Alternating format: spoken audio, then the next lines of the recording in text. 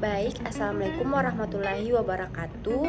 Perkenalkan, nama saya Putri Alisya Kansa dengan NIM J1A1191292 dari kelas K3 2019 dengan mata kuliah Gizi Kesehatan Masyarakat Pesisir Kepulauan. Baik, di sini saya akan membahas mengenai gizi masyarakat kepulauan, yaitu anemia gizi.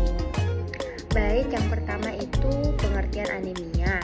Anemia sering disebut kurang darah, yaitu di mana kadar hemoglobin dalam darah kurang dari normal yang berakibatkan pada daya tahan tubuh, kemampuan dan konsentrasi belajar. Kebugaran tubuh menghambat tumbuh kembang dan akan membahayakan kehamilan nanti. Selanjutnya, jenis-jenis anemia. Jenis-jenis anemia itu sebenarnya ada banyak, tetapi yang saya ambil itu hanya ada 3. Yang pertama itu anemia besi, yang kedua anemia asam folat, dan yang ketiga anemia B12. Selanjutnya, penyebab anemia besi. Penyebab anemia besi terbagi menjadi 2 bagian. Yang pertama itu secara langsung kekurangan konsumsi zat besi, jumlah gangguan absorpsi, serta jenis zat besi yang ada dalam makanan. Yang kedua, penyakit cacing di negara beriklim panas, lembab, dan sanitasi buruk. Yang ketiga, pendarahan. Yang keempat, penyakit menahun. Yang kelima, tropical pure. Yang keenam, kebutuhan meningkat. Selanjutnya, faktor tidak langsung yaitu tingkat pendapatan, tingkat pengetahuan, tingkat pendidikan, pola pemberian empati, dan yang kelima itu sosio budaya. Gejala anemia besi. Yang pertama, mudah lelah dan lemah, nafsu makan menurun, terutama pada bayi dan anak-anak, nyeri dada, detak jantung menjadi cepat, dan sesak nafas. Pucat, pusing atau pening, kaki dan tangan dingin, kesemutan pada kaki, lidah bengkak atau terasa sakit atau glossitis. Selanjutnya yaitu pencegahan anemia besi. Yang pertama, meningkatkan konsumsi bahan makan sumber Fe, tidak mengonsumsi bahan makan penghambat absorpsi zat besi atau Fe. Yang ketiga, pemberian obat cacing. Yang keempat, fortifikasi. Yang kelima, health education. Yang keenam, sanitasi lingkungan atau sarana jamban, penggunaan alas kaki. Selanjutnya yaitu jenis anemia yang kedua, yaitu anemia asam folat, dan penyebabnya yang pertama, kekurangan konsumsi asam folat atau proses memasak makanan yang lama dan gangguan absorpsi. Yang kedua, kurang energi kronis. Yang ketiga, kebutuhan yang meningkat, ibu hamil dan menyusui. Yang keempat, penyakit infeksi yaitu malaria dan kanker. Yang kelima, pemakaian obat. Yang keenam, makanan yang tidak sehat dan tidak seimbang. Yang ketujuh, mengubah jenis atau pola makan harian, misalnya untuk alasan menurunkan berat badan. Yang kedelapan, konsumsi minuman beralkohol berlebihan juga beresiko mengalami anemia defisiensi folat. Yang kesembilan, terjadinya malabsorpsi pada penderita penyakit celia. Kondisi ini dapat mempengaruhi sistem pencernaan sehingga tubuh dapat menyerap folat.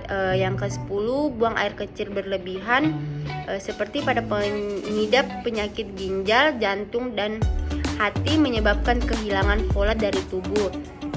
Yang ke-11, konsumsi obat-obatan tertentu. Efek dari obat-obatan tertentu menyebabkan folat dapat berkurang jumlahnya dan kadang sulit untuk diserap tubuh. Yang ke-12, bayi prematur yang lahir sebelum 37 minggu masa kehamilan cenderung akan mengalami anemia defisiensi folat karena tubuh mereka yang sedang berkembang membutuhkan lebih banyak vitamin folat daripada bayi lahir usia kandungan normal. Yang terakhir atau yang ke-13 itu faktor kehamilan. Jika sedang hamil atau berencana untuk hamil, disarankan minum suplemen asam folat per hari dan dilakukan hingga kehamilan berusia 12 minggu. Hal ini dilakukan untuk memastikan ibu dan bayi memiliki cukup folat dalam tubuh. Selanjutnya gejala anemia asam folat. Yang pertama, gejala umum anemia, kemampuan indera peraba menurun, misalnya berkurang atau hilangnya rasa sentuhan dan rasa sakit. Yang ketiga, kemampuan otot melemah. Yang terakhir, merasa depresi. Selanjutnya itu pencegahan anemia asam folat, yaitu menyembuhkan penyakit infeksi misalnya malaria, meningkatkan bahan makan sumber folat yang berasal dari protein hewani, susu dan hasil produksinya, dan terakhir pemberian suplementasi asam folat dalam bentuk drops atau jus. Jenis anemia yang terakhir yaitu anemia B12 dan penyebabnya berupa strict vegetarian, total gastrectom, penyakit cacing, pemotongan usus kecil, kebutuhan ibu hamil yang meningkat, mengidap anemia pernisiosa, yaitu tubuh menyerap vitamin B12 melalui lambung agar proses penyerapan vitamin B12 dari makanan yang dikonsumsi lancar.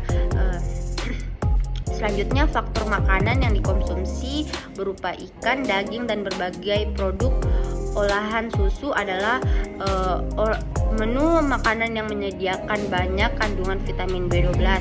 Vegetarian atau orang yang hanya mengonsumsi makanan berasal dari tumbuhan mungkin tidak memiliki cukup vitamin B12 dalam menu mereka. Hal ini juga dapat terjadi pada orang-orang yang memiliki menu sangat sederhana dalam jangka waktu lama. Selanjutnya, penyakit yang mempengaruhi usus. Saat tubuh tidak dapat menyerap vitamin B12 seperti biasanya, penyakit yang mempengaruhi usus atau sebagian dari sistem pencernaan bisa menyebabkan salah satunya adalah penyakit Crohn. Selanjutnya, kondisi yang mempengaruhi lambung. Kondisi lambung atau operasi lambung bisa menjadi penyebab terhalangnya proses penyerangan vitamin B12. Yang terakhir, konsumsi obat-obatan tertentu. Gejala anemia 12. Yang pertama, gejala umum anemia seperti lemah, letih, lesu, dan pucat, lidah perih dan berwarna kemerahan atau radang lidah, warna kulit menjadi kekuningan, sariawan di mulut, indera peraba terasa berbeda atau fungsinya berkurang, kemampuan merasakan sakit berkurang, penglihatan terganggu, mudah marah, perubahan cara berjalan dan bergerak, depresi, yaitu merasa sedih sekali dan berlangsung lama. Yang selanjutnya, demensia, yaitu kemampuan mental berkurang terkait ingatan, pemahaman, dan penilaian. Dan yang terakhir, psikosis, yaitu kondisi yang mempengaruhi pikiran dan mengubah pola pikir, perasaan, dan perilaku. Dan yang terakhir itu pencegahan anemia B12, yaitu perlu suplementasi B12 pada vegetarian ketat, perbaikan sanitasi. Bila ibu vegetarian ketat, maka anaknya dianjurkan mengonsumsi suplemen B12. Yang keempat, meningkatkan asupan makanan atau minuman yang kaya folat dan vitamin B12. Makanan yang menjadi sumber vitamin B12 antara lain telur, daging, ayam, kerang-kerangan, serta susu. Sedangkan makanan yang kaya dengan kandungan folat yaitu buah jeruk, sayuran berdaun hijau, asparagus, kacang, toge, serta brokoli. Dan yang terakhir, pemberian suplemen vitamin B12. Itulah tadi hasil penjelasan mengenai gizi masyarakat pesisir kepulauan tentang anemia gizi yang dapat saya sampaikan. Lebih dan kurangnya mohon dimaafkan. Wabillahi taufiq wal hidayah. Wassalamualaikum warahmatullahi wabarakatuh.